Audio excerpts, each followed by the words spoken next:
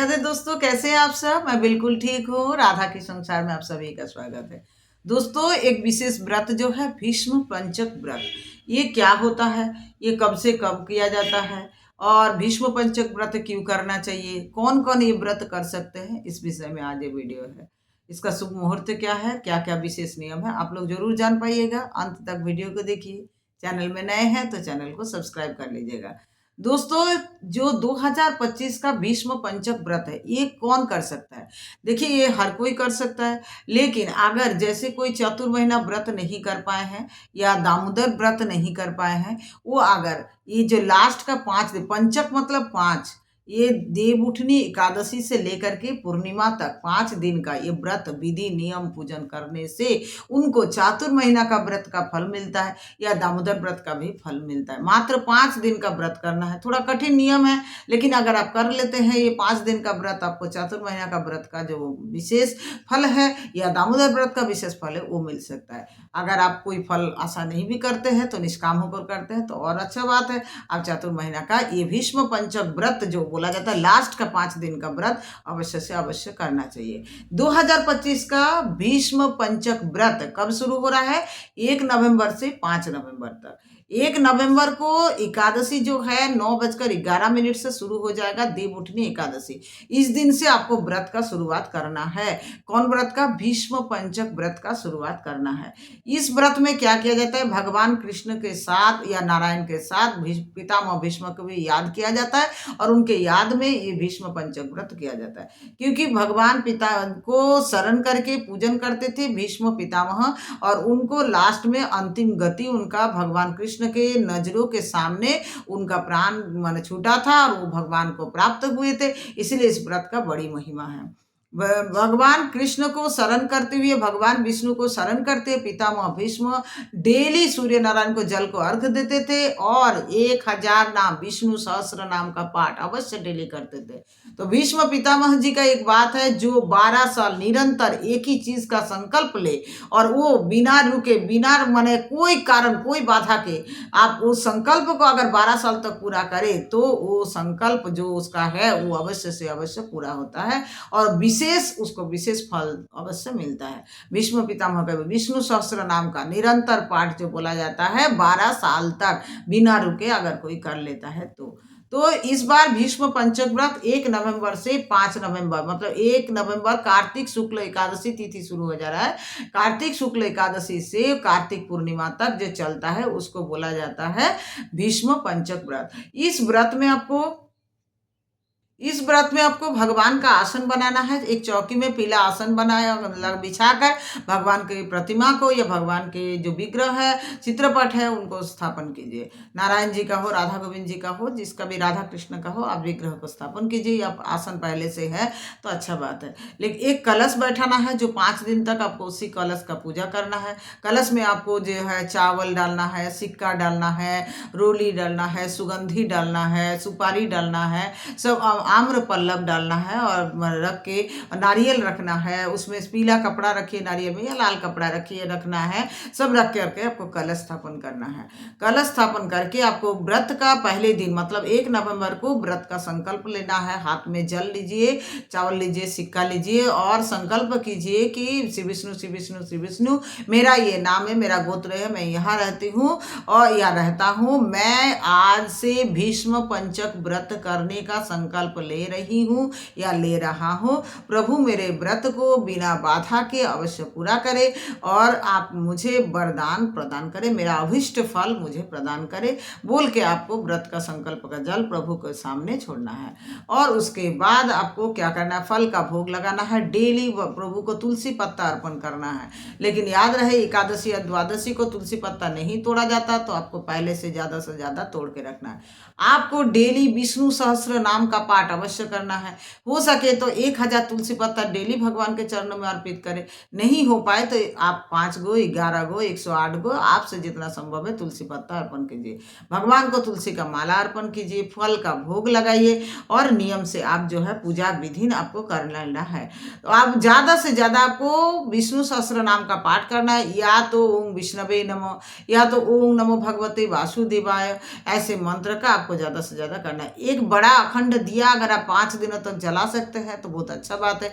नियम है कि एक अखंड बड़ा दिया जो है 5 दिनों तक आपका जले, ऐसा एक बड़ा दिया आप जलाइए। अगर आप नहीं करते हैं तो सुबह जला के शाम तक कम से कम जले, इतना आपको रखना है। ज़्यादा से ज़्यादा प्रभु का नाम का सुमिरन करना है। मध्य रात्रि रात्रि जागरण, अगर इस 5 दिनों में कोई एक भी दिन 2 दिन आप रात्रि जागरण कर पाए तो अच्छा है, नहीं तो कम से कम रात्रि को 12 बजे तक जग के प्रभु का नाम का सुमिरन करना चाहिए। भागवत नामक ग्रंथ का या कोई भी विशेष ग्रंथ का पठन करना चाहिए। प्रभु के नाम का ज़्यादा से ज़्यादा सुमिरन करना चाहिए, नाम जप करना चाहिए। इस पूजा का एक विशेष उपाय है, माने विशेष पद्धति है, जो है भगवान को एक एक दिन में एक एक टाइप का फूल अर्पित करना। भगवान का प्रिय फूल जो है उसमें से कुछ विशेष फूल है जो विशेष नियम है अर्पित करना होता है भीष्म पंचक व्रत में। वो क्या है? पहला दिन में भगवान को कमल फूल अर्पण करना है, भगवान के चरणों में पहले दिन में कमल फूल अर्पण करना है। दूसरा दिन में क्या करना है? दूसरा दिन में भगवान के जांघ पर बेलपत्र, चरणों में नहीं, जंघा पर बेलपत्र अर्पण करना है। तीसरा दिन भगवान को सुगंधि अर्पित करना है, तो इत्र हो कुछ भी हो अर्पित करना है। चौथा दिन भगवान को जवा गुड़हल भगवान के कंधे पर अर्पण करना है, भगवान के कंधे पर गुड़हल का फूल या जवा फूल। ऐसे भगवान को जवा फूल हम लोग नहीं चढ़ाते हैं, लेकिन इस समय चढ़ाना, इस व्रत में चढ़ता है।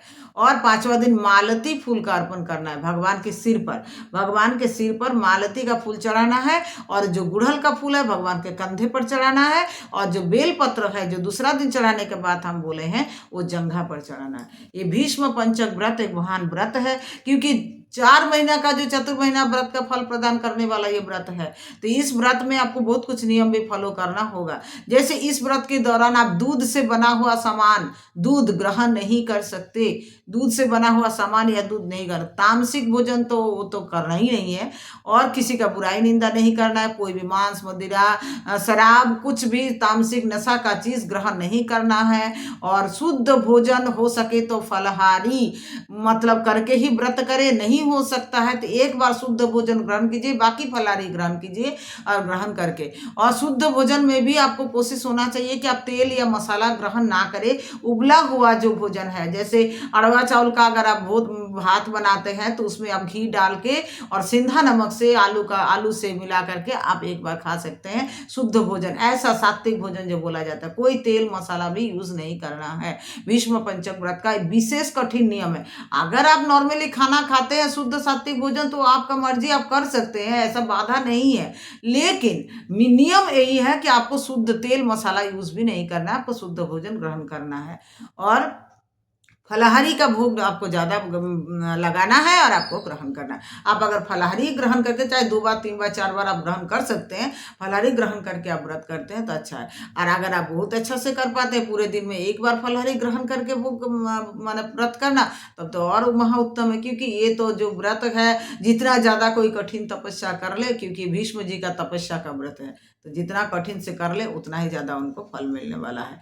और कार्तिक पूर्णिमा पर जब पूर्णिमा का दिन आएगा 5 नवंबर को, 1 नवंबर से आप व्रत का शुरुआत कर रहे हैं और 5 नवंबर के दिन आपको पूर्णिमा जो है उस दिन नदी में या समुद्र में, तालाब में, कहीं पर आप स्नान कीजिए। स्नान करके वहाँ पर दीपदान कीजिए, भगवान कृष्ण को दीपदान कीजिए, सारे देवी देवता को दीपदान कीजिए, आकाश दीपदान कीजिए, नदी को दीपदान कीजिए, सभी जगह में दीपदान कीजिए। ज़्यादा से ज़्यादा जितना ज़्यादा हो सकता है आप उस दिन दीपदान कीजिए। अनलिमिटेड आपसे संभव है तो आप दीपदान कीजिए, नहीं तो आप कुछ नहीं तो कम से कम 11 को, 21 को, 31 को, इतना तो आप कर ही सकते हैं। आप दीपदान कीजिए, ब्राह्मणों को भोजन कराइए, ज़्यादा से ज़्यादा दान दक्षिणा दे, और आप दरिद्र नारायण को भोजन कीजिए, गौ माता का सेवा कीजिए, जितना ज़्यादा आप कर सके पूर्णिमा का दिन करके आपका जो भीष्म पंचक व्रत का पूर्णाहुति हो जाएगा। आप शाम के समय भगवान को दीपक जलाइए, भगवान को दीपक दिखा करके, पूर्णिमा का दिन है तो चंद्रदीप को भी अर्घ्य प्रदान कीजिएगा और दीपदान कीजिएगा।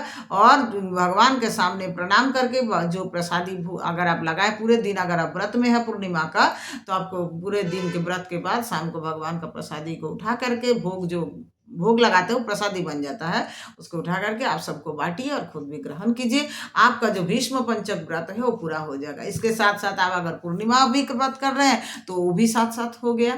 चातुर्महीना का व्रत का समापन तो भी हो गया। अगर कोई चातुर्महीना व्रत करते हैं और भीष्म पंचक व्रत नहीं करना चाहते तो कोई जरूरी नहीं कि, क्योंकि वो तो 4 महीना से ऑलरेडी व्रत में है, नियम सेवा में है, तो उनके लिए जरूरी नहीं है। अगर आप करते भी है तो और उत्तम है। ये बात है कि जितना ज़्यादा कोई पुण्य का काम कर ले तो उतना ज़्यादा अच्छा होता है। तो आप अगर करना चाहते हैं तो बहुत अच्छा है।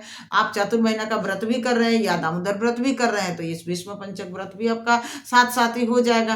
और ऐसे भी तो जो दामोदर व्रत कर रहे हैं ऐसे नियम से ही है। तो अगर आप जैसे ज़्यादा नहीं बस सात्विक भोजन ग्रहण करते हैं, दीप दिखाते हैं, आपका इतना ही नियम है, प्रातः स्नान करते हैं, लेकिन जो है ना जैसे तेल मसाला नहीं यूज़ करना, उबला हुआ भोजन एक बार ग्रहण करना दिन भर में, ऐसा नियम आप कर रहे हैं तो उसमें अगर आप ये दामोदर माने भीष्म पंचक व्रत का नियम से पूजन कर लेते हैं, आपको सबसे उत्तम फल और मिलेगा। क्योंकि आप 4 महीना से तो सेवा नियम में है ही है, और या तो दामोदर महीना में पूरा सेवा नियम कर ही रहे, उसके साथ भीष्म पंचक व्रत आपको तो मतलब क्या बोले बल्ले बल्ले हो जाएगा, इतना पुण्य भगवान आपके खाते में लिख देंगे। तो सब कोई ये भीष्म पंचक व्रत जो करना चाहते हैं तो कैसे करेंगे, कौन कौन कर सकता है, सब विषय में वीडियो में हम ये वाला बता दी वीडियो में। तो आप वैसे कीजिए। आप अगर चतुर्महीना नहीं किए हैं या दामोदर महीना नहीं किए तो भी भीष्म पंचक व्रत आप करिए, आपको पूरा फल मिलेगा। आप अगर पहले से किए हैं तो और अच्छा है, आप भी करिए। आपको करने से क्या होगा, आपको और फल में बढ़ोतरी होगा, आपका पुण्य में और बढ़ोतरी होगा। क्योंकि ये कार्तिक महीना में जो भी किया जाता है उसका हजार हजार गुना फल वापस आता है। तो आप लोगों को जरूर ये करना चाहिए। खुश रहिए, प्रसन्न रहिए, आनंदित रहिए। हरि बोल, हरि बोल, हरे कृष्णा।